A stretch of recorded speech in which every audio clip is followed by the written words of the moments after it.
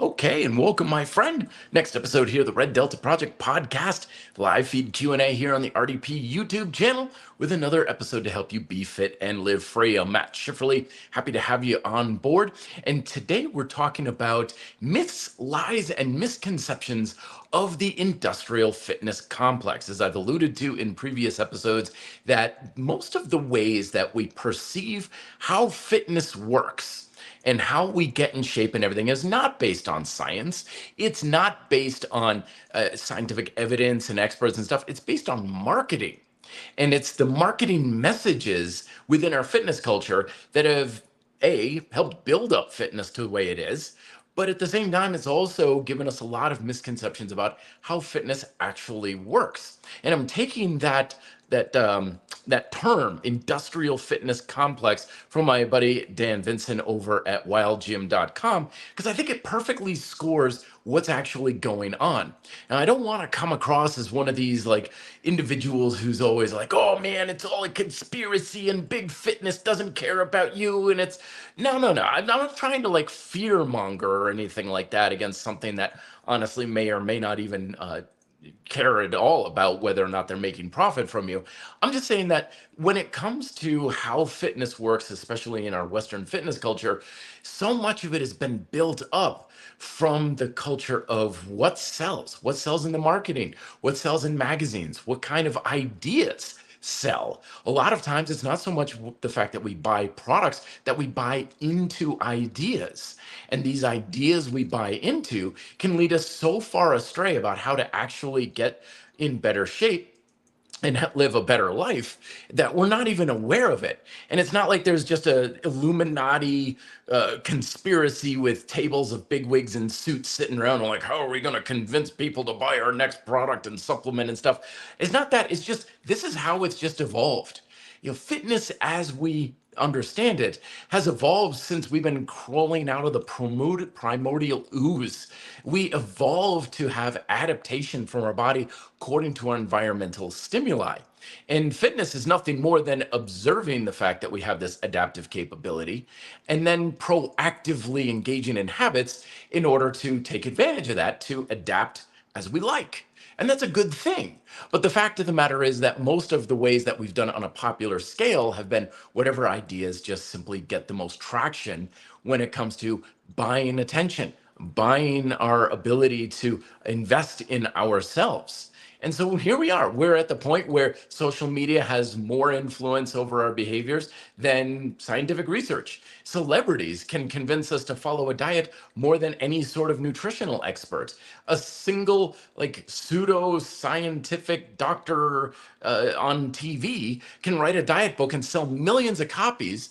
Meanwhile, a scientist in a bunker somewhere can be like, dude, I just figured out that it's really important to drink plenty of water and get protein, and they're never going to be heard from just because that's not how our fitness culture works. What propagates and what is out there is what sells. And again, sometimes that's a good thing. When CrossFit started getting really big, a lot of people bitching and moaning about it and stuff, but you had to admit, it's like, yeah, but now we've got people who didn't care at all about lifting weights doing deadlifts, and they're doing back squats and stuff. So that's the same kind of thing we have in our fitness culture. Is sure, there's some flies in the ointment, but on the whole, it's been a very positive thing. But today I'm going to be exploring how the messages have kind of led us a bit askew and lost touch with reality about what's actually best for you to be fit and live free. But before I jump into that, I wanted to give you a little bit of an update that I just released my next little mini quick read ebook here, and it's available for free. It's over at reddeltaproject.com because I've been making some changes to the website and changing things around, and I've spent the past 6 weeks or so creating a new kind of like little mini program, if you will, on the 9 fundamental laws of building muscle with calisthenics. And to a large degree, it's just building muscle in general. But if you want to build muscle and change your physique, kind of as a prelude to my next book coming out, Beautiful Strength, I want you to know these 9 things. If you came to me at a party, said, Matt, I want to build muscle and change my physique, I want to primarily use calisthenics training, I was like, these are the 9 things you have to know before you learn anything else. Don't bother looking at my other books. Don't bother looking at other programs. Don't bother trying to figure out what best exercises to do. You have to know these 9 things first, because otherwise everything's just kind of coming together in a piecemeal patchwork fashion. So what I did was I recorded an audio coaching session. It's less than like 16 minutes long on those 9 things in detail. And I also created a quick read PDF, which is literally like 12 pages. You go through it in 5 minutes kind of thing, outlining those 9 laws so you can use it as a companion and a reference throughout your training career of which ones of these am I not paying attention to? Which one of these am I missing if you're ever stalling? So those are free and available to all the folks who sign up for the Delta Digest, which is my weekly newsletter over at reddeltaproject.com. Link is down below if you want to check those out. So, okay, let's talk about myths and misconceptions of the industrial fitness complex. Number 1 is this idea that fitness is first and foremost accomplished by using products rather than your own body. Because I'll be honest with you, like I've got all kinds of toys. I've got all sorts of things that I like. I've got some creatine in my cupboard, and I've got mountain bike, and I've got all this other sort of thing. But at the end of the day, your ability to get the results you want does not depend on what products you're buying and using. And that's a belief that I long held because I got my start in the industry selling gym equipment. And I thought, well, if you want to work your biceps properly, you need this type of curl machine. And if you want to work your chest, you need a bench press and cable crossovers and chest flies and all these other sorts of ideas. I was always of the mindset that if you want to achieve a result, you need to buy the right products. And that doesn't mean the products aren't helpful or even useful or practical. I'm just saying they're not necessary. Because again, back in the day, I had all these dreams. I spent so much money cramming my little apartment full of weights and exercise machines and gadgets and gazmos and everything. And I was always like, okay, I'm not getting the result that I want. So what do I have to buy in order to get it? But fundamentally, fitness is about how well you use your body. You could use anything out there, but if you're not proficient in how well you are using your body, it doesn't matter. Right? I can use this pen, this is Apple Pencil here. Yesterday, it was the first time I was really using it. I was trying to mimic my signature here on my iPad. And man, that took me like half an hour. And I was trying to get not that my handwriting's good anyway, it's absolutely atrocious. But I was like, gosh, I can't seem to do this. And yet there are people out there who can create works of art with this very tool. And I can barely write my name.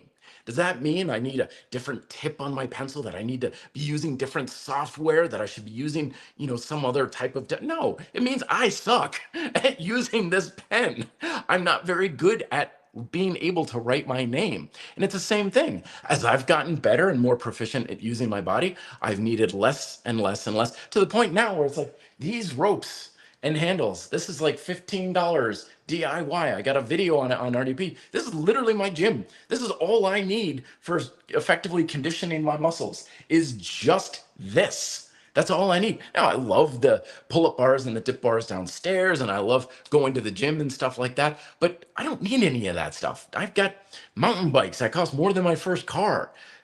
Is that necessary to get in shape? Not at all. It does nothing as far as my actual ability to get in shape. I just have them because they're fun. And when I'm mentioning this to you is because I want you to break free and not be dependent on stuff. Because the more you depend on stuff and the latest gadgets and gizmos and products and everything, the less independence and autonomy you have over your own health and fitness. It's perfectly fine to have this stuff. It's fun to use this stuff. Absolutely. I'm not saying don't buy it. I'm just saying it doesn't control your results. You shouldn't come to depend on it because, one, you're putting time and money and stuff towards these products that you probably don't even need. Two, you're missing the thing that actually does matter, which is how well do you use your own muscles? Neuromuscular proficiency. How well do you know how to challenge yourself? How well can you push yourself? How well do you program your workouts? These are the things that matter.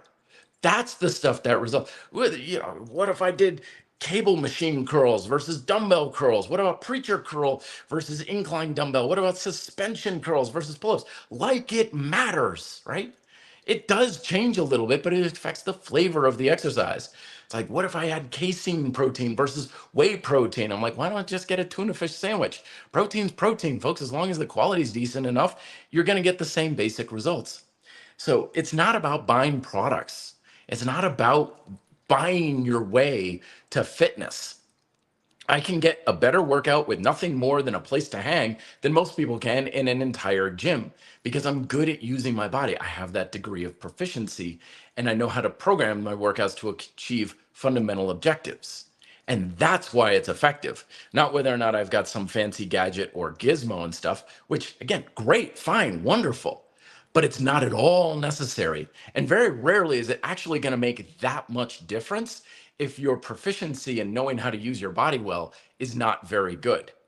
Yeah, I can try to play the violin on a Fisher Price My First Violin kind of thing, or a $1 million, Stradivarius violin. It's still going to be terrible because I don't know how to play the violin.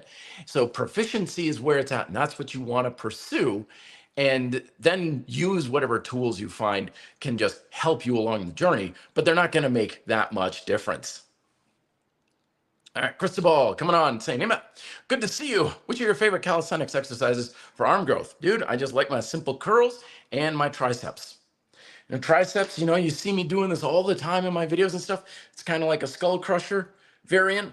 If you look up biceps, triceps on my YouTube channel, I've got videos on how to do this. Those two moves, mwah, chef's kiss, they're awesome. Even back in the day when I was worshiping the iron and bench squat dead was the majority of my routine, I had a very early version of suspension straps that I think I bought from Lifeline. I mean, this is way before jungle gyms came out and stuff. Even not before TRX, but TRX was really new. It didn't even have the foot straps on it just yet. And I tried that and I was like, holy smokes, this is not just one of the best body weight exercises for the arms. It's just one of the best exercises for the arms, period. It's just awesome. And it's adjustable on the fly. You can really push it. It promotes shoulder stability. I mean, I could just go on and on about how much I love that. And it's fantastic. So that's what I would recommend is just the simple suspension curls and suspension tricep presses. And there's some variations and stuff. I've been meaning to make a video on some of those variations for fun. The side curls in particular are great, where you got a single handle and you're coming sideways like this. It's kind of like the cable crossover curls. Oh man, that'll burst your biceps like crazy. There are times when I'll hit a set of those and my arms are just like hanging by my sides. I'm like, oh man, oh boy. And they're just, throbbing, aching biceps. It's like, whew, they don't work like that from a set of dumbbell curls, at least for me. Now, again, you got to go with what works best for you, as I talk about here in a little bit. It doesn't matter what I think is good. It doesn't matter what my opinion is. What matters is your opinion, because you're the one driving your ship, which leads to point number two. Number two, the complex and the experts are telling you you're supposed to conform to the plan. All right, so here's the workout plan. Here's the diet. Here's the way you're supposed to do things. And you could say, but I don't have time, but I don't have money, but I don't like eating yogurt, but I don't like this. Like, shut up, get down, drop it, give me 20 kind of things. You're supposed to force yourself to follow the plan. You're supposed to beat and bang and mold and bend and flex. And you're supposed to be the soft clay that fits into the mold that is the plan. And that's not entirely wrong, because that's kind of how fitness works. Is I get down and I start doing my bicep curls, I'm subjecting my body to a demand and I'm asking my body to adapt to accompany the demand. That's how exercise works. But in the broader general scope of things, there's this idea of here's the plan, diet, exercise, or what have you. Follow the plan no matter what. It doesn't matter if you're having trouble with it. Doesn't matter what your schedule is. Doesn't matter what you can do or not do or anything. You have to conform to the plan. And yeah, maybe to a degree and stuff. But the fact of the matter is, especially as you get more advanced, you're way better off creating your own plan. You're much better off making the plan conform to you.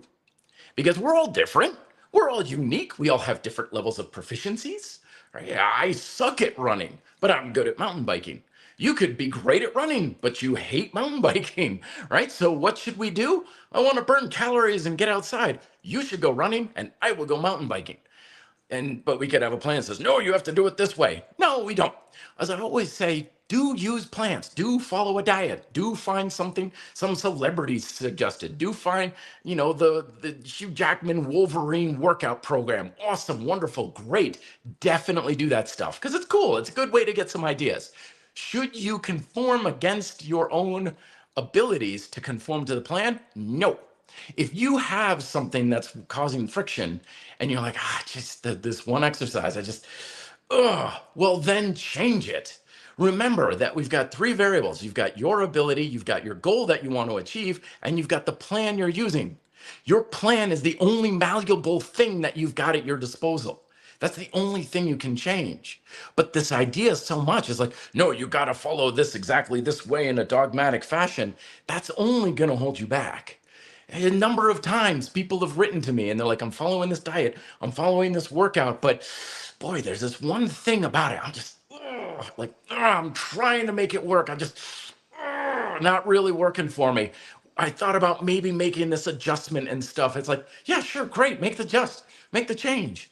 I love this calisthenics thing, but I miss deadlifts. I really want that kettlebell swing in there. Okay, throw in the kettlebell swing. Is it in my books? No. Does it matter? No. You should be in charge of the program, not the program in charge of you. If you want to make a change, you're like, yeah, I'm following this vegan thing, but wow, I really miss sushi and I really feel like I was just better off if I had some fish in my diet. Okay, so I can't talk, pescatarian style, but I'm not vegan anymore. Big deal. Who cares? Doesn't matter. Don't conform to a label, my friends. Because again, a lot of times it's not a label that's about marketing for the sake of financial gain by a corporation. A lot of times marketing is just done for the sake of a meme or an idea. All these labels that we have on things, power lifter, bodybuilder, CrossFitter, vegan, paleo, these are labels, folks. They are labels put on a product. And chances are very good, there's no single product that's going to meet your needs entirely. Chances are you're probably going to take a product and mix and change and modify it 20 different ways. Last month or a little over a month ago, I bought a new road bike. And I think I've gone to the bike shop like 4 times now going like, "Hey guys, I want a different handlebar setup. This isn't fitting my hands. Okay, different saddle. Okay, now with that new handlebar setup, I want a different stem because I'm too stretched out." I'm changing that bike 100 different ways from here till Tuesday. Why? Because the bike's supposed to fit to me, not me to the bike. I could force myself to kind of get comfortable with it, but that's not how it's supposed to work. I need the product to fit me. And our diets and our workout programs are just a product, but if we conform to them, we become the product. And that's why I'm not a big fan of labels. Like if you asked me like what kind of diet or workout program do you follow? I was like, I can't really sum it up with a bumper sticker or slogan or anything like that. That's why sometimes I'll be like, oh yeah, my diet is vegan plus. They're like, vegan plus, what's that? It's like, I eat all the stuff you vegans eat, plus all the stuff you don't eat, all the animal products and stuff. And they're like, that's not vegan. It's like, no, it is vegan because it's everything you eat, plus all the benefits from eating all the other stuff. So I get all the benefits, not just, from things. And they're like, wait, that doesn't make, it's like, exactly, I can't put a label on it. And it's always changing and it's always evolving because I'm always changing things to suit me. I'm the one in charge, not the diet or the workout program and stuff. And don't let the label be in charge. Sometimes I'll have my workouts, and I did a video one time where I was using rear flies on this, and someone commented, they said, oh, that's not real calisthenics because you're using equipment. So what? So what? Or weighted calisthenics, right? It's like, that's not calisthenics, that's weightlifting. Yeah, whatever. Are you conforming just so that you can fit within a box that someone else created in order to abide by a label? Or are you actually doing the thing that's best for you? If you really want to get the results you want, change anything however you want, see, and fit. I once knew a power lifter, and he was like, I don't know why. I'm not sure why. But I'm finding that my lifts are going up if I use more nicotine. I mean, you could hear people's minds get blown. And they're like, what? that's the worst thing you could, And he's like, I don't care. I'm a competitive power lifter. I'm dead serious about becoming a state champion. And if I'm going to do that with nicotine, by golly, I'm going to do that with nicotine kind of thing. And he's marching to the beat of his own drum as I encourage you to do the same thing. I'm not saying do drugs or take nicotine or anything like that. I'm just saying you got to color outside the lines if you really want to know and do what's best for you. And if you're afraid to do that because you're no longer going to be able to conform to a label, I'd say embrace the fear and break that mother. Bend it until it breaks. A lot of questions coming in. Let's see what we got. Stevie coming on. Matt, what do you think about lifting heavy sandbags as a watt? Please define watt for me. But yeah, I've always been a fan of sandbags. I used to make a lot of sandbags back in the day. I developed my own little system on how to make a really durable sandbag that was playful enough so that it had a lively feel, but it was also firm enough that it didn't feel like you were just lifting up a dead body kind of thing. But yeah, love sandbags, partially because you can drop them, you can bear hug them, you can put them on your shoulders, right? I think a lot of folks, when it comes to having external loads or they want to lift stuff up, I think sandbags are fantastic. Often a little harder to adjust, mind you. So sometimes you need to build like 3 or 4 of them if you want a lot of variable resistance and stuff. But I think sandbags are fantastic. I love using them. Cleans, presses, particularly good for like Zercher style squats and lunges. Oh, it's fantastic. One of the more comfortable ways to have an external load on the body, definitely. Rock'em Sock'em, love the name there. Sir, what do you think about doing 1 set diamond push-ups immediately after 1 set of push-ups to fatigue, 2 different muscle sets, or pull-ups immediately after chins, basically 2 exercise set? So remember that you're working on variations of a tension chain there, and you're not really doing anything that different. As I said earlier, you're changing the flavor of the exercise. When you're going from like close push-ups to like regular style push-ups, you're not really doing anything different. And the difference that you have is trivial at best. It really doesn't matter. If you did nothing but close push-ups your entire life and never did wide push-ups, you'd have no difference in the results at all. Okay, so whenever people are looking at doing something different, I'm usually recommending do something radically different as possible. So let's say, for example, you're doing heavy weighted, close push-ups, right? And then you're going into handstand push-ups or chest flies or something. Make it really different. You're always using the same muscles with the same tension chain, as I always talk about. We got all these variations and stuff, but honestly, it really doesn't matter very much. It's just changing the flavor and sometimes the resistance of things. So what you're talking about is like a drop set, but unless you're making a big change, like, wow, that is really different in the resistance, it's really different in the speed, it's really different in the movement pattern that I'm doing with my body, you're not really doing it. You have 3 sets of push-ups and 3 sets of pull-ups, or 4 sets of pull-ups there. So you're looking at a difference that probably won't make much of a difference because not much is really happening there. I would say pick a standard push-up variation that you like to do, get to a point where you're working to a high degree of fatigue, and then change it up to a really different pushing movement, something like overhead presses, like with a sandbag, or bear crawls, or tricep presses, or something of that nature. If you're gonna change, really change. Like years ago, I used to have this kid that I trained, and he would always come in and be like, oh, I'm totally changing my diet up. I'm like, whoa, okay, wow. What's the prompting this? He's like, okay, instead of the salt and vinegar potato chips that I always eat, I'm just going to go with the regular classic style potato chips. And it's like, okay, it tastes different. The sensation of it's different, but fundamentally, you're not really doing anything different. So no, it's not going to really matter, right? Or he's like, oh, instead of the Rocky Road ice cream, I'm just going to go with straight chocolate. Because again, the flavor is different. So we perceive a big difference, but fundamentally, we're not doing anything really different or better. So you can't expect much in the way of results. So whenever we're looking at making a change to diet and exercise, yeah, sure, you can split hairs and you can kind of fine tune things a little bit. But remember, if you're looking for a big change, you've got to make big changes. You got to be like, oh yeah, this is way different than what I had before. And that's usually the way to go about it. So next one here, Industrial Fitness Complex. The idea out there that is often in our culture is that you got to conform to an ideal. And this ideal can be so many different ways. It can be like a celebrity ideal. Like people will come in sometimes to the gym with pictures of Chris Helmsworth or something and be like, I want to look like this guy. Or they'll have an ideal, like sometimes this one gets about in a dietary culture, like our ancient ancestors, they were all jacked and amazing and they lived to be 1,000 years old and they never had disease and things like that. And they ate this way and they worked out this way. And therefore, I've got to conform to this ideal kind of thing.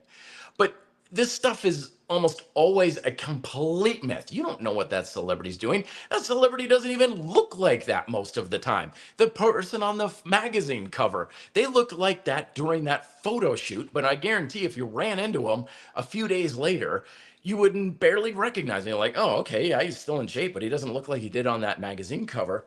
So when we chase after an ideal like that, we're basically setting ourselves up to failure because no one has that ideal. Even the person or the group or the examples we think are the ideal are not the ideal.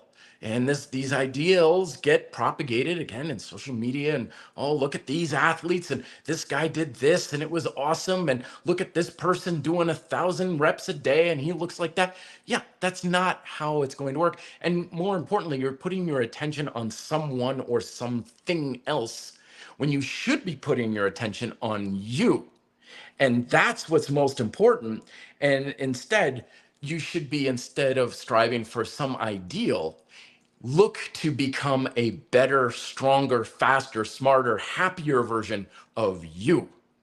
And that's one of the points that I really touch on in my upcoming book, Beautiful Strength, is that a lot of times we seek to change our bodies to conform to some sort of ideal, again, largely propagated by marketing and ideas that are used to sell social media accounts and sell your attention and sell products. But that ideal does not exist, which is why you can't achieve it, why you can never attain it, because you're going after a fantasy.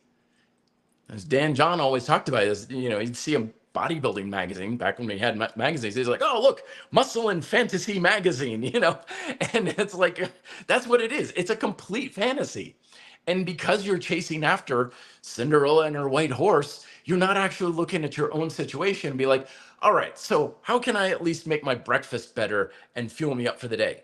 How can I improve upon these push-ups to just be a better version of me? What can I do in my lifestyle to just take the edge off and be happier with my own body? That's the stuff we want to actually go after, not some sort of on a pedestal fantasy ideal that's propagated by social media and Hollywood and all these sorts of things, or even just, used to sell an ideal like the paleo ideal of like, oh, our ancestors had it so good. No, they didn't. And it wasn't because of their diet either. It's because these ideals get constructed as a way to market ideas, to sell you. But again, don't become the product. You become a better version of you. And it goes back again to say, I think I'm going to be better if I have more red meat in my diet, if I ate more ice cream, because that happened to me. It's like, I'm just better off if I just have more ice cream in my diet. So I did, and I was better. My workouts were better. My recovery was better. My cravings were down. Everything was better if I had ice cream in my diet. And it's like, well, it doesn't conform to the ideal and stuff. Who cares? It doesn't matter. I'm in it for me. I'm in it for the better version of me. And if that takes eating some ice cream, then that's what's going to happen. It's that simple. I don't care about going with with some sort of ideal. It doesn't. It's a fantasy anyway. Boring accountant. It's good to see you again, my friend. How dare you tell me to be a penitent? I'm a baby who needs my parents to tell me what to do. I love it. And actually, you bring up a very good point, boring accountant, because I recognize fully that I'm coming with these perspectives and stuff, pursuing and studying fitness for well over 2 decades. I have a level of understanding that allows me to do these sorts of things. But when someone is brand new and they're like, I want to get in shape, I want to start losing this weight finally, and they couldn't tell the difference between a macronutrient and a reverse curl, then yeah, you want more information coming from outside sources. You just don't have the experience. You don't know how to do what's best for you because you don't know that yet. So by all means, follow the paleo diet, follow this program that you found a celebrity doing, do all these things. Absolutely. Just get your own experience and change things as you see fit. Don't put the external variables in charge. And if you're just following along with something, you're like, this is great, this is awesome, fine, great. I think I followed convict conditioning by the book for like 2 years for the most part. And it took forever until I was like, I'm better off doing some other things in addition to that. So that's fine. By all means, have other folks tell you and suggest what to do, especially if you're just kind of like, I don't know what I'm doing, I need some guidance. Great, good. But eventually, they're going to have you try to fit into a box and you're going to outgrow the mold. In other words, excuse me, very dry today. Cristobal, come and say, hey, Matt, what do you think about every rep range works for hypertrophy? And there's specific rep ranges that work better. Very good. So this idea comes out about, a lot of the evidence these days is showing that as long as you're pushing your muscular work capacity, you're stimulating some degree of hypertrophy. So that's why people are like, yeah, go high rep, go low rep, high weight, low weight, all that sort of thing. It's not about the rep range to a large degree. And that's why I'm always recommending, like in the new PDF I have available at Red Delta Project, that challenging your work capacity is the primary driver for hypertrophy, not how many sets and reps you're doing. If you're following the number explicitly, that's kind of like basing your chances on guesswork, crossing your fingers and just like, I hope it works. And sometimes you're going to need more, sometimes you're better off with less, but it's kind of based on guesswork versus going after an objective is like, this is what you need to accomplish. Do as many sets and reps and stuff as you see fit. But you bring up a good point, because challenging your muscular work capacity becomes a lot more difficult as you get to the more extreme ends of either intensity or volume, because they're the only two variables you've got to work with when it comes to programming your strength training. You've got how much intensity or tension is in the muscle, and then you've got volume. Now, if you go more on the heavy side of things, like let's say you're doing heavy doubles, for example, of weighted pull-ups, that's a lot of tension in your muscles. That's a lot of tension. You're working very, very, very heavy. But it's really hard to get any degree of volume in order to burn out the muscle, because you're using so many motor units in order to lift that much weight, that when you no longer can lift that much weight, you still have plenty of freshness in the muscle, so to speak. So you're not really challenging your muscular work capacity as much as you are challenging other limitations, like in your nervous system and your stability and otherwise. And it goes more on the other side too. If I'm like, okay, do 1 billion push-ups every single day, yeah, you're definitely getting your volume, but the intensity is so low that you have to do all that volume in order to start challenging your work capacity. But then as you get more towards that end, you're running into boredom, you're running into sloppy technique, you're running into compensation, you're running into just the fact that your mind has trouble pushing beyond a certain level. So yeah, you can certainly challenge your work capacity along a great range of repetitions and intensities. But the more extreme you get on either side, the more you're probably running into limitations other than your muscular work capacity. So it's going to be harder to build muscle at those ends. That's why a lot of people find they're probably going to be best off in that middle ground, the coveted 8 to 12 hypertrophy zone kind of thing. And you don't want to make the mistake I made, where I was like, okay, 8 to 12 reps hypertrophy. What if I did 13 reps? No way, man. You can't build muscle with 13. You're working endurance then. You can't build anything at that point. No, there's no definitive line between what kind of stimulus you're creating with different rep ranges. It's more like you start going more in a certain direction, and you're probably going to be challenging other things other than primarily your work capacity. And that's not to say you can't build muscle. I'm just saying you're probably going to putting a lot of time and energy in one extreme or the other. And it's not really as direct a stimulus for building muscle. But yeah, there's a big range. Usually my recommendation is something like 6 to 20. So if you're getting less than 6, let's get it a little lighter. If you're getting 20 or more, let's get it a little heavier. But 6 to 20 is kind of my range kind of thing. All right, more on the industrial fitness complex. Not so much about conforming to an ideal, talked about that. The other idea about the industrial fitness complex is, and I kind of touched on this already, is always make sure that the experts are in charge and you have to follow along. Okay, and jump and you say how high. If I say do X, you have to do it kind of idea. And again, is my man who left it down, Boring accountant kind of mentioned, when you're a beginner, when you're starting out, that may be the case. If I said, okay, I'm going to start to learn how to rock climb, I'm going to get a coach. I'm not really versed in rock climbing, so I can't really do things my own way. So if they say practice 3 times a week, I'm like, okay, I'll practice 3 times a week kind of idea, because I don't know what I'm doing. I need someone else to kind of guide me by the hand. But as you get more experience and more proficient in what works best for you, the expert takes less and less of a role in guiding what you need to do. A lot of times, especially like when I'm working with more advanced clients, they're giving me feedback and then I give them coaching based on what they're telling me. And it's like, okay, I have trouble doing X, Y, or Z. I'm like, okay, we're going to do that. I'm not asking them to conform. If anything, I'm conforming to their circumstances. But there's this idea out there that the experts always know what's best. Oh, such and so did a study and they showed that working out in the morning is absolutely the #1 best way to build muscle because your testosterone is really high. And this expert who's also jacked, says such and so and everything. It's like, okay, use that as an idea. But if you're like, I am so not a morning person, I really don't like getting up early and least of all getting up and going to the gym, well, then that should be in charge, not what the quote expert is telling you. So at some point, you should be in charge because ultimately you will be anyway. Every coach and expert we come across in our life is temporary, but you're always with you. Okay, I've had lots of teachers and coaches throughout my life, and they've all come and they've all gone, and new ones are here, and eventually I'll be without them as well. But the only way I'm going to keep going and moving forward is if I do a little bit of self-coaching and can rely on myself. So yes, I always say, like, you're in charge. The experts are there to give you ideas and guidance. I tell clients that all the time when I first meet them. Rule number 1, you're in charge. I'm not going to force you to do anything at my gym. If you come in and you're like, okay, I really don't want to do X, Y, and Z, I'm going to work with that. I'm not going to try and force you to do anything. It's always about having more control in your hands. And the experts are there to guide you, but not to order you around, because oftentimes they don't know what's best, in all honesty.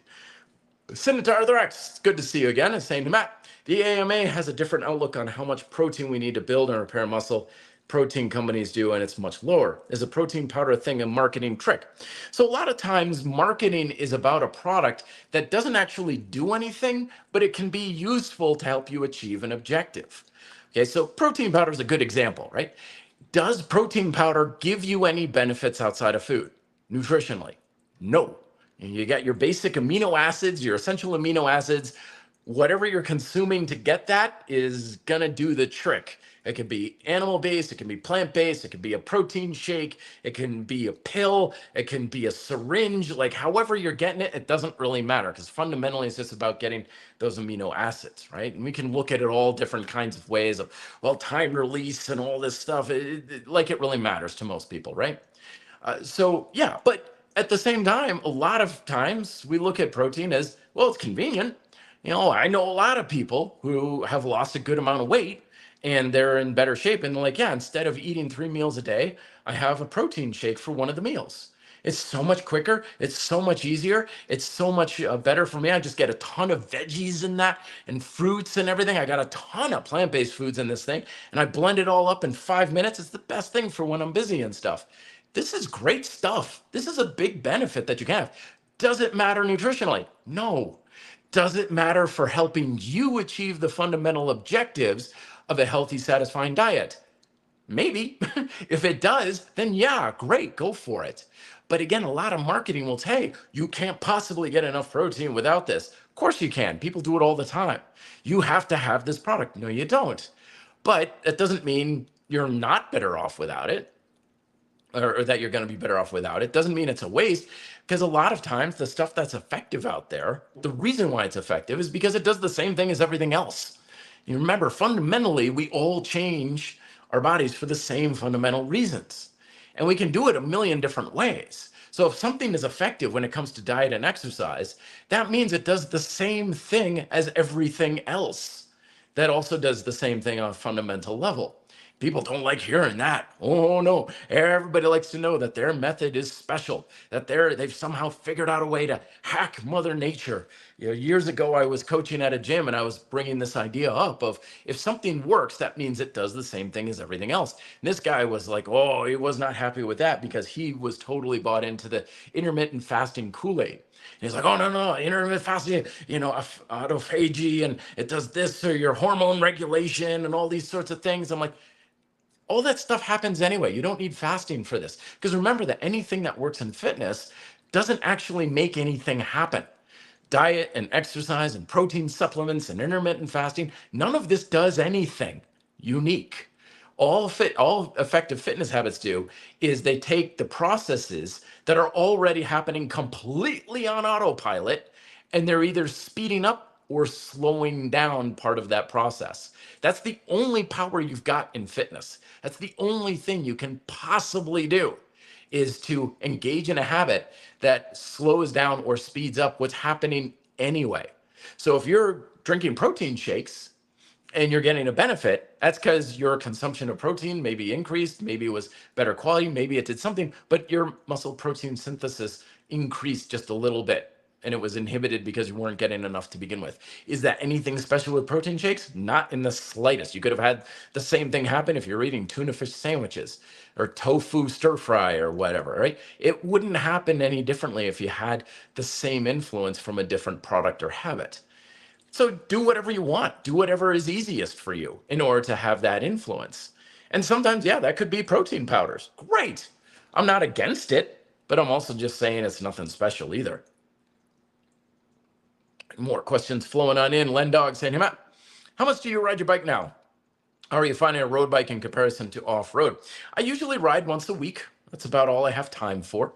Sometimes twice a week if I get lucky, with a random Wednesday and stuff. But out here in Denver, it's gotten kind of difficult with the heat over the past several weeks too. I don't like going out and riding in the hot sun when it's 98 degrees out and everything. But I usually ride once a week, mostly Saturday night or Sunday. And road and mountain, they're biking, but they're just very different experience. The ironic thing is road biking is much faster, but mountain biking feels like it's faster because you got the bumps and you're carving around corners and everything. So 15 miles an hour on a mountain bike feels like 30 miles an hour on a road bike. Road biking is a lot smoother and easier, and you just kind of at a constant pace. When you're riding. Mountain biking, you're changing gears and you're switching things up every 10 seconds. A lot more action-based, action-packed, versus road biking is a little bit more smooth and meditative, I would say. Oops, how did I do that? Good heavens. Zoomed in. Steve, you're right, Matt. Veganism is ridiculous. It's not ridiculous. It's just an option. Such an unnatural, unhealthy diet depriving yourself of essential amino acids, animal protein makes no sense at all. Well, it's not that essential. Again, it's about protein. The science is bearing this out. It's not essential, but it's also not detrimental if you know what you're doing. There's plenty of examples of people who've been able to have a vegan or a vegetarian diet and they thrive and they do great on it. But my approach is always just do whatever is easiest for you. If it's easier for you to have a healthy diet while being a vegan, you should definitely, absolutely 100% be vegan, because it's the easiest way for you to achieve your objective. But if it's easier not vegan, which I would argue is probably going to be most cases, then no, you shouldn't do it. But again, this idea, this is what I'm talking about marketing here, folks. We often are our own marketers. The comments section of a YouTube video does a hell of a lot more marketing than the actual video ever does. Because if I watch a video about, or the reviews on Amazon, right? We base so much of our buying behavior off of the reviews of a product than the actual product itself, because we care about that social support and stuff. So when we have these ideas, like you've got that idea, veganism is ridiculous, that's marketing, folks. It's not always, clickbait articles and commercials on TV. We are our own marketers. Our beliefs and our ideas that we put out here on the internet, that's the most powerful marketing message that corporations could ever have. We are part of the industrial fitness complex. That's why I'm saying it's not about, the Illuminati and stuffy suits in a boardroom trying to convince people to buy protein powder. We are the complex. Our beliefs are the complex. The ideas that we foster and propagate out into the world are it. There was a great article about, 1984, Big Brother. Everybody's worried about Big Brother. The fact of the matter is, in this article, they're saying we are Big Brother. And the more we're using these devices, the more we become Big Brother. And I'm bringing these things to light because we have to be self-aware of the industrial complex, not point the finger at something. It's like, it's their fault. It's their fault. It's those guys over there. That's only feeding the complex even more because we are pushing off responsibility. We are shunning the blame. You want to know who's in charge of the complex? Look in the mirror. That's the person who's in charge of what's going on. And if there's anything that you believe or your behaviors and everything that are not beneficial, again, the person in the mirror is responsible for that. Don't blame McDonald's and Netflix. They're doing their thing. They're just doing their thing their own way. It's up to you on whether or not that's being in your best interest and beneficial to you. And then when you have the responsibility, that's when you get the real control. But a lot of us don't like responsibility. We like to point the finger and blame other people and other people's, that's a bad idea and that's stupid and everything. That's not the way that we want to go about it. Because the more judgment we pass on others, the more we are passing on ourselves. All right, two more real quick here. The complex is also about keep searching for a direct cause. So what's the cause? Why am I out of shape? Like, what's the one thing that is making me fat? What's the one reason why I'm not building muscle? What's the one thing, often again, I can blame outside of myself for why I'm struggling to get the results we want? When the fact of the matter is, when we understand how fitness fundamentally works, we realize that there is very rarely, if ever, an actual direct cause. I did X, therefore I got result Y. But result Y, building muscle, losing weight, having trouble with cardio and taekwondo, whatever, right? It's a systematic outcome of many influences in your life. You can't point the finger and say, it's McDonald's fault. It's because of sugar. It's because of processed foods, or it's because of No, it's not. There's tons of people who are in shape who eat fast food. There's loads of people, hell, I'm one of them, who has lost weight while eating a lot of sugar and a lot of processed foods. When we look for a direct cause, we're shunning a lot of responsibility because there is no direct cause in fitness.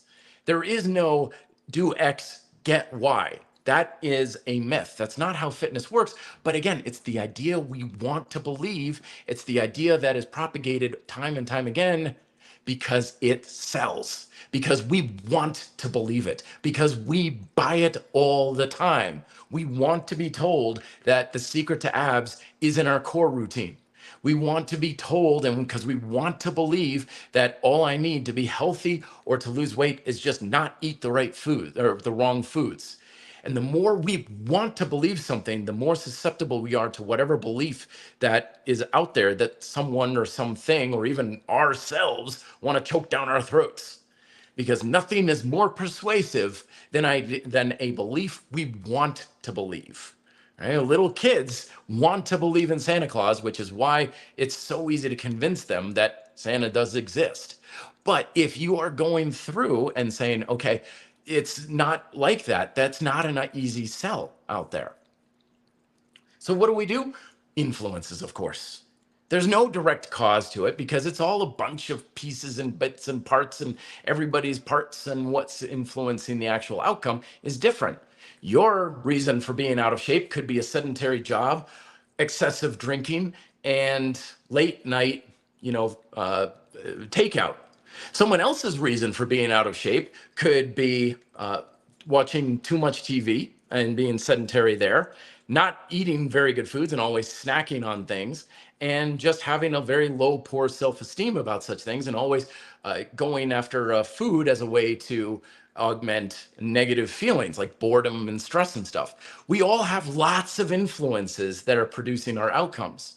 And if we're looking for a single reason for something to be happening, then we're, one, ignoring a heck of a lot more, but two, putting all of your hopes and dreams on any one single thing that honestly doesn't really do all that much. It might do a lot temporarily, but ultimately your success and abilities isn't going to come from any single thing you can point the finger of blame at. It's about recognizing and taking stock of your own habits and the own influences in your life that are contributing to how a process is evolving and operating, and then being able to take charge and change some of those habitual behaviors to influence the process in your own benefits. But the moment we start thinking, oh, it's all this thing's fault, it's processed foods, no, it's chemicals in the water supply, and oh, it's the government, it's all this. The moment you do that, you become weaker, you become less powerful over making decisions that are actually going to be better for you, because you're shirking your own responsibility. So instead, you want to look for what are the biggest influences in your life that are contributing to the way the fundamental processes that are in charge of your fitness, the way that they're operating. And that's the stuff that is going to be the more empowering to you. Plus, you're taking control. Yeah, I don't care if McDonald's exists. I don't care about processed foods. I don't care if something's organic or not and stuff. That's not really that important to me, because that's not what's in charge of my results.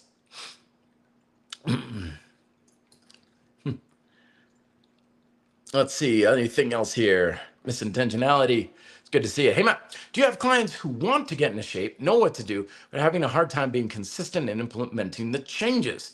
If so, what's your advice for them? Oh, yeah, it happens all the time. Lots of people know what to do, but they have trouble doing it for several reasons. One is a lot of times people just have trouble putting themselves as enough of a priority. They may be homemakers, they may have a business that they're running, they may have a very crazy social life. Whatever the case may be, one of the more common things out there is that they're not putting themselves first, and they're putting everybody's needs above their own. So it's like, well, I'll get to work out and I'll take charge of my diet once everybody else's life is perfect. Once I get all the fires at work put out, once I get, everybody in my family taken care of, then I'll take care of my own thing. And so because of that, there's always more fires to put out. Little Susie always needs something kind of thing. You're never able to do it. And they just don't prioritize their own needs first. Another reason too is a lot of times people just get confused with all the information out there. And this is a quirk about human behavior, is we like being just told what to do. As a salesperson back in the day, this is part of my sales training. It's like, just tell people what they should buy, because we love to be told what to do. I used to always have the attitude, and this is still my negative thing here with fitness, is like, let's figure out what's best for you. Let's decide on a game plan. Let's work together. But it's a quirk about our human behavior that we just like being told, nope, do X, Y, and Z, and just do that. We like that because it seems simple and easy to follow. Just don't eat anything with sugar. Oh, okay, kind of thing, because it's simple and direct. Is that really good advice? Oftentimes, no, but it doesn't matter. We don't want good advice. We just want something that's relatively straightforward much of the time. So a lot of times people hire me just because they want to be told what to do. I used to train an individual who was basically, well, co-owner, but basically the owner of Winter Park Ski Resort. And I was like, dude, this fitness stuff cold. Like, you're really smart at this. You're really good at this. Why do you come in here and pay me all this money to train you year after year? And he's like, here's the deal, Matt. He's like, I have so many companies I run. I've got so many people I'm in charge of. I'm making decisions all day long. The last thing I want to do when I get to the gym is try to decide on what I need to do on my workout. I just want to come in here, you tell me what to do, and I'm just going to do it. I want you to make the decisions for me. I'm like, oh, okay. And then I changed my rhetoric on how I was doing things. So I stopped asking him, like, okay, what are you feeling like today? Are your arms feeling good? Your legs feeling, I stopped with all that. I'm like, okay, leg press, 200 pounds, go. And if there was something really detrimental to that, he would be like, dude, my knees are killing me after that run. It's like, oh, okay, we won't do that then. I'd adapt, of course. He knew to give me feedback. But we love to have someone else in charge to a large degree for that. And then the other reason is simply that it's nice to have an expert in charge to some degree. I make fitness my life. I've studied this stuff for over 20 years. Mary from accounting who wants to get in shape doesn't have that experience. I'm, same thing here. Like if I needed tax help or something with RDP, I'm not going to go on and search YouTube and stuff. It's like, I need someone who does this for a living because they're going to know it ins and outs a lot better than I am. So there's lots of reasons why there's that. But yeah, there's also people who know what to do, but they just don't do it. And then we look into motivation. A lot of times people have motivational issues about the actual result. Sometimes they're losing something by getting results. Like if I lose the weight, then I can't relate to my friends who are always getting together at happy hour and bitching about how they can't lose weight. And suddenly I'm the odd man out. There's motivation is often a big part of it. There's a motivation to stay where we're at, and there's a motivation to excel. And sometimes when people have trouble taking action and moving to another level, it's because they've got more motivation to stay where they are. And so then we can start to explore that sort of thing.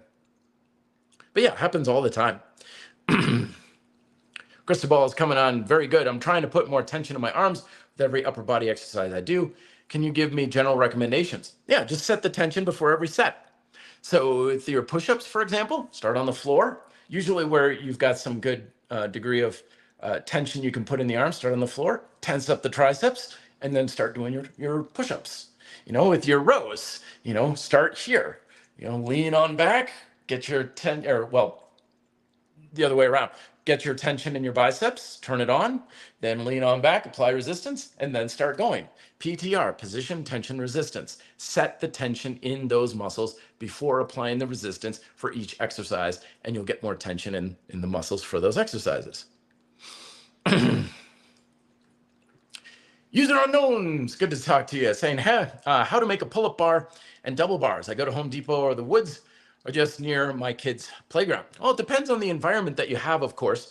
Some people can really go into utilizing very fancy setups where they've got posts drilled into the floor, and other people will just simply use bars that they can drill on the floor inside. Depends on your surface area and things like that.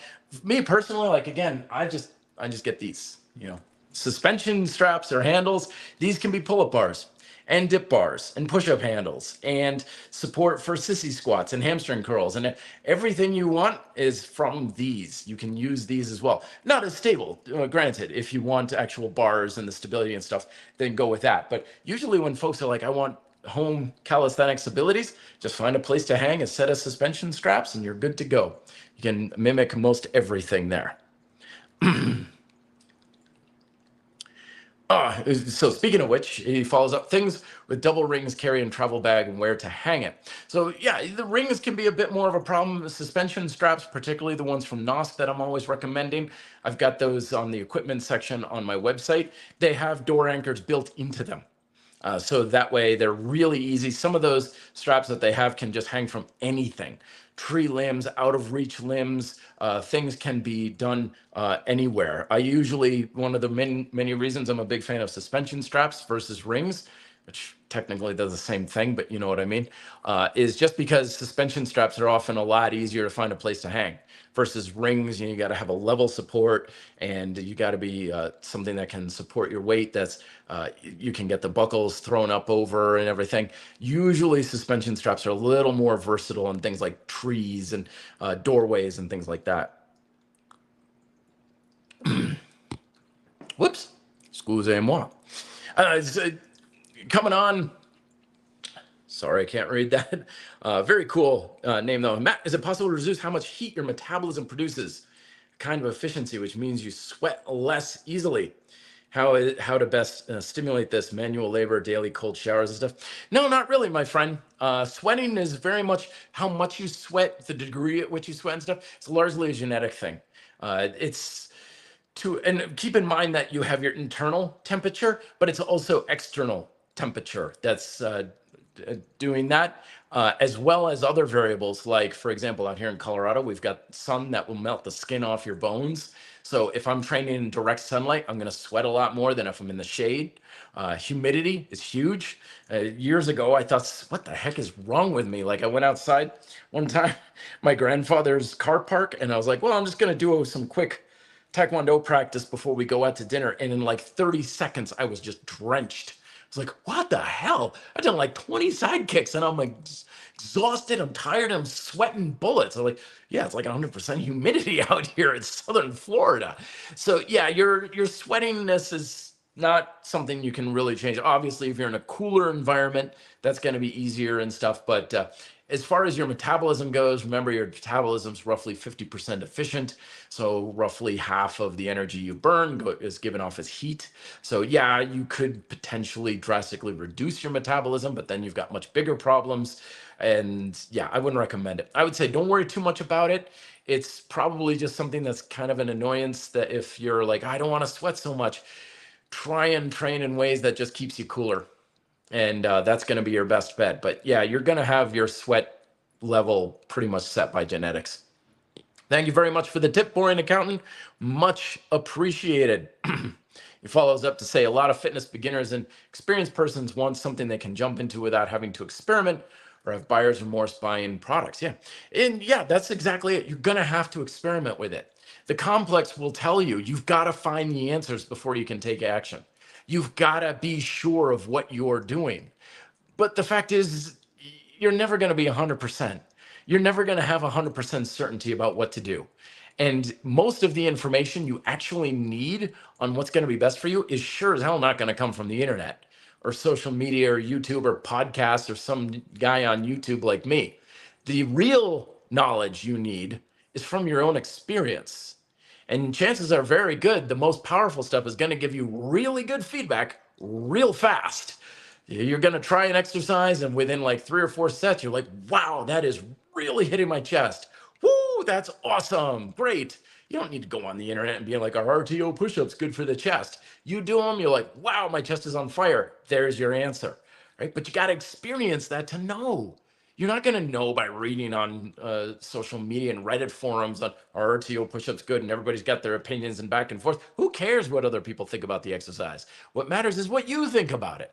I get asked on my opinions all the time here, which I always am very grateful of.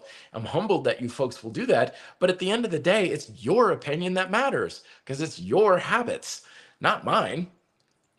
And speaking of which, let's start wrapping things up a little bit here. Last point is the industrial fitness complex is often telling us that you should focus and search for what's most effective. But I say, who cares what's effective? It's not about that. Instead, when it comes to human behavior, we are much more productive, focusing on what's most worthwhile. This is why I wrote my chapter on motivation in my latest book, is because at the end of the day, it doesn't really matter if something's effective.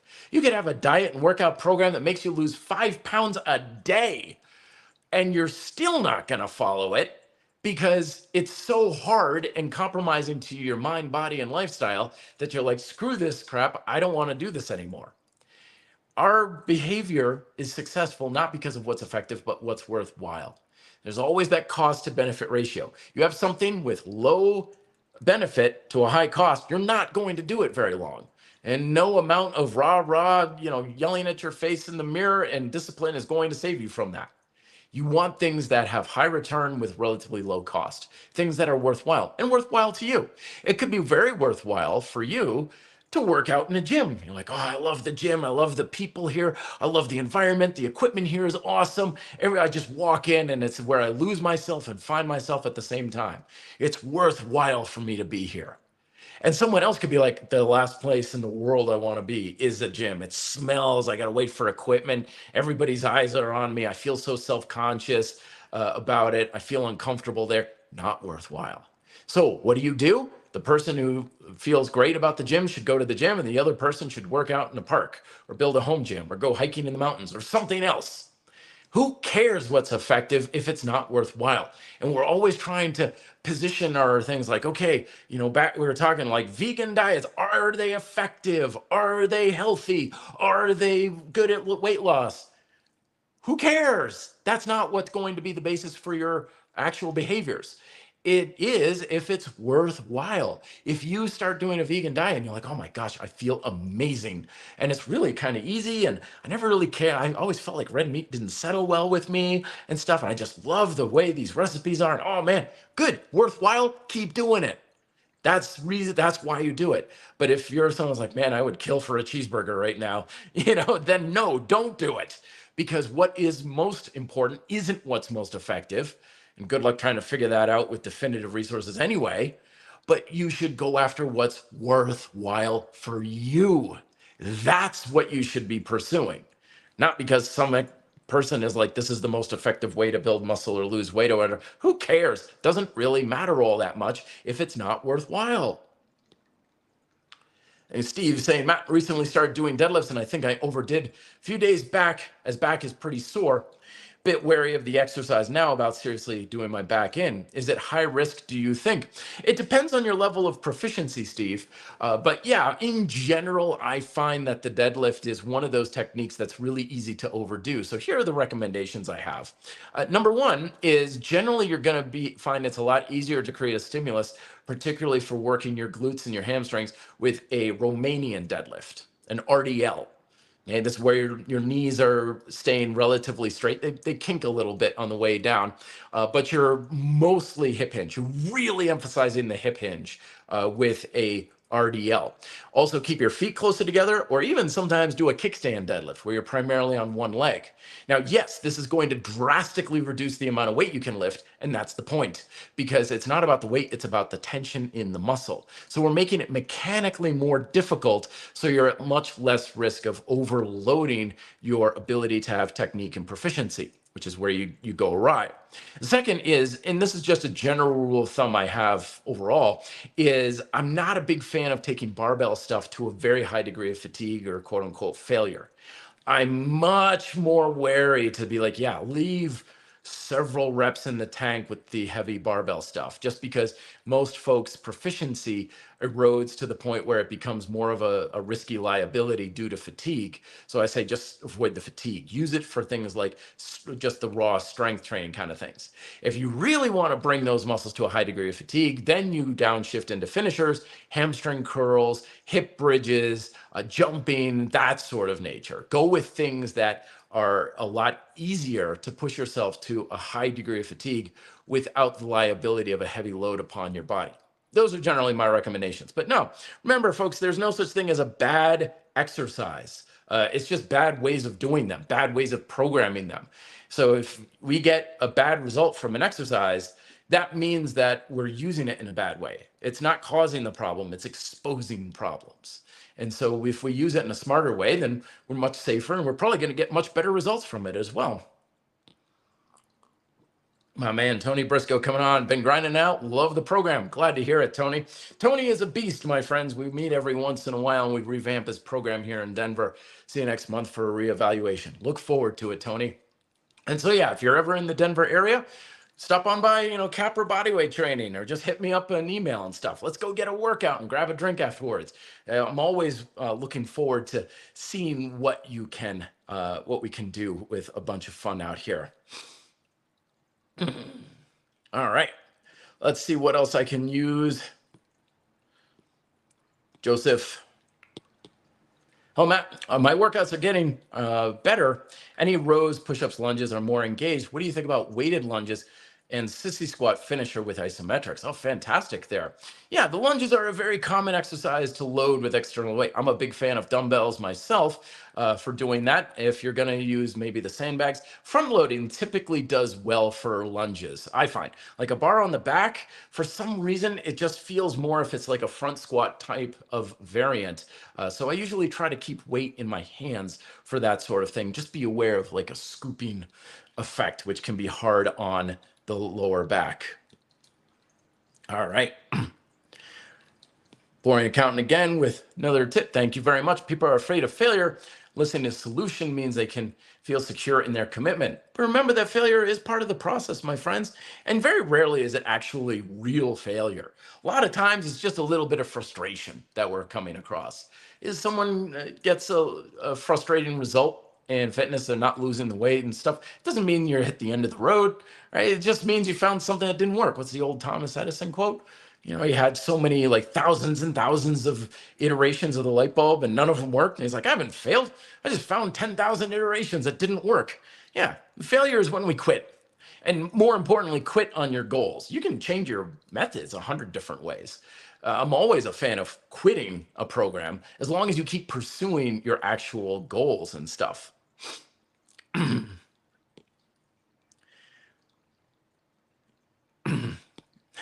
The problem is the strange desire to reduce everything to universal truths, to find methods that work exactly the same for everyone.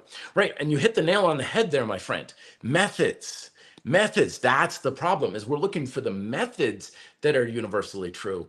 But as we observe through the fundamental approach to fitness, it's not about the method, it's about recognizing the influence our methods have on the process. The process is universal. Gravity affects everybody. Our bodies are all operating on the same fundamental processes. The methods that we use to influence that process are where we find our empowerment. But different methods will have different influences for different people. But the universal aspect is the process, and that's why you can get what you want from it. Is coming back again. Road biking sounds dangerous. It could lose track of how fast you're going, making slips of uncaution more common. So there's risk to road biking and mountain biking equally. They each carry different risks. So mountain biking, for example, I've crashed mountain biking way more, but that's actually fine because mountain biking is a lot safer when you crash. Road biking is you crash on pavement, you're losing skin. Mountain biking, 9 times out of 10, you just roll out of it with a couple cuts and bruises and you're fine. But yeah, mountain biking, it's crazy, especially if it's a little slick. You're riding along, la-di-da, life is bang, you're down on the ground. It's like, oh my gosh, that slick root just jumped right out in front of me. I just didn't even see it coming. You're on the ground before you know, because the ground is so different and stuff. We get gravel and loose, but that's why your tires are knobby, to fit the surface and terrain a little bit better. Same with road biking. A lot of guys are like, oh my gosh, those wheels are so slick and smooth. Yeah, because that's what the pavement is. You have better contact on the pavement with road tires than mountain bike tires. You see all that traction of the grippiness, but actually it's only the very top of the knobs on the tread that are making contact with the pavement. So you actually have less of a contact patch with a mountain bike, typically, depends on tire pressure, of course, than you would on a road bike. I mean, I've wiped out on mountain bikes on the road more than I've wiped out with road bikes on the road, just because it's purpose built for those sorts of things.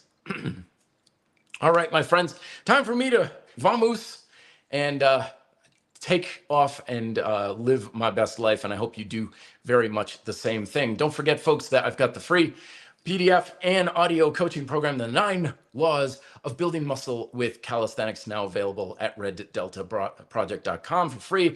Just sign up for the Delta Digest. We'll bring that right to your inbox and you download that and enjoy. And again, I've put a lot into that. It wasn't something I just came out with over the course of several hours, so I'm really happy and proud of that. But love to hear your thoughts and feedback on that as well. It's also kind of a precursor to my upcoming book, Beautiful Strength, and that's going to give you a little bit of a taste on what's to come. But also, best of luck in your workouts. If you need to reach out to me, reddeltaproject@gmail.com. It's the best way to do it. I got the social medias and stuff, but honestly, I'm hardly ever on it, so it's not like you're going to be able to reliably reach me there. And the audios to these podcasts are always reposted on the podcast directory of your choice. So if you wanted to go back and check it out, anything that you missed, that's where you can do it as well. So thanks everybody very much for coming on. Pleasure talking with you. And I'll talk to you next week. Till then, be fit and live free.